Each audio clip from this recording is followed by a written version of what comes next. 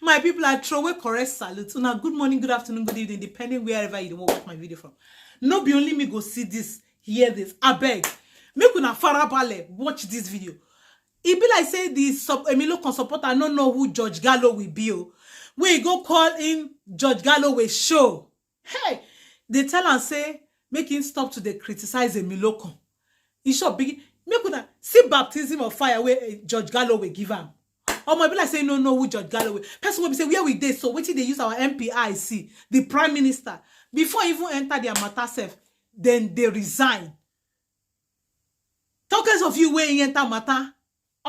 In short, make una me share this video. Don't forget, like and follow this my page, NHTV. Go my YouTube channel, NHTV, and go subscribe. Help me watch this video, share. No be only me. I say make I can't let you say, I'm not watch a beg. Timmy, go ahead. Thanks a lot, George. I've been a regular viewer of your show for many years. I just wanted to say, thank you. Yeah, I just wanted to say, with regards to Nigeria, we need to be quite careful about it. Because, yeah, indeed, there were some discrepancies in the last election, but it's not enough to say who won or who did not win.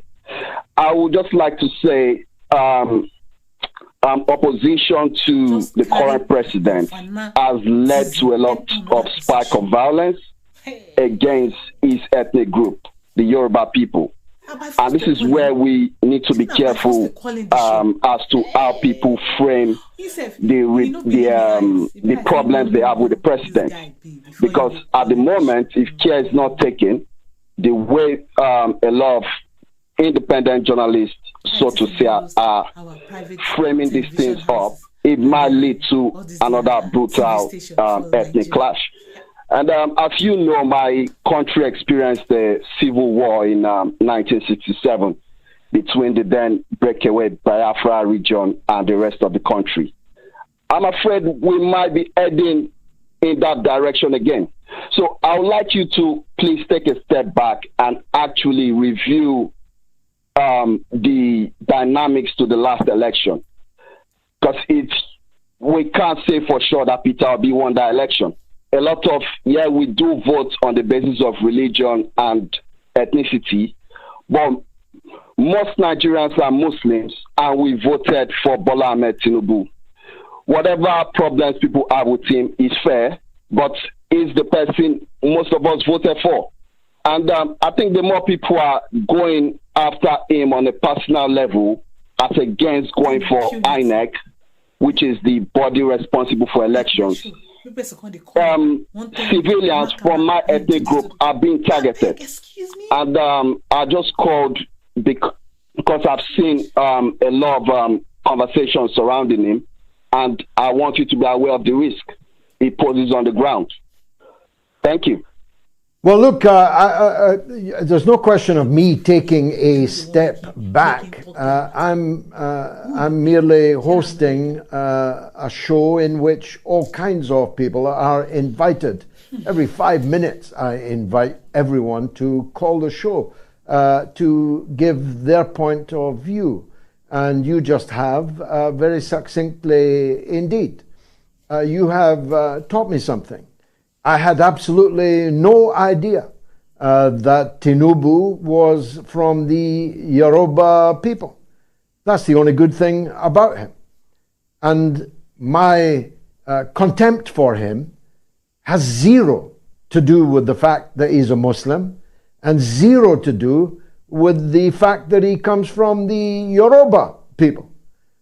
These two things are the only two good things about him. I'm against him because he's a crook.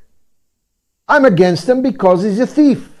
I'm against him because he's a bagman for the bigger thieves.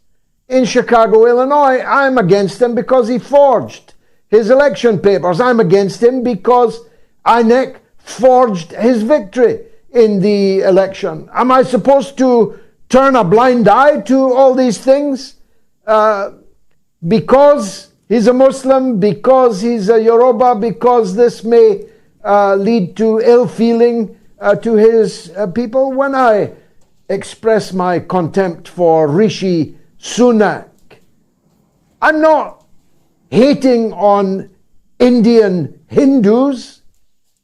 I'm hating on Rishi Sunak for everything except the fact that he's an Indian Hindu. I parked that. I have no interest in that.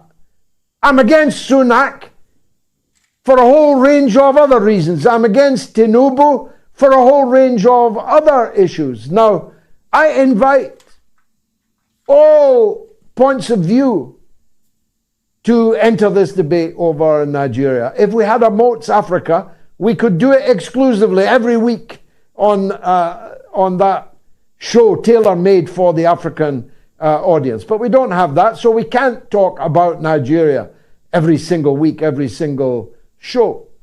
But we had David on in advance of the court decision. We've now had him on after the court decision, which I followed closely, and which was every bit as farcical as David Hundian described it. What are we supposed to do? Not do so? Anyway, accept that the greatest African country is run by a crook? A forger? No, I will never accept that. I have too much respect for all the peoples of Nigeria.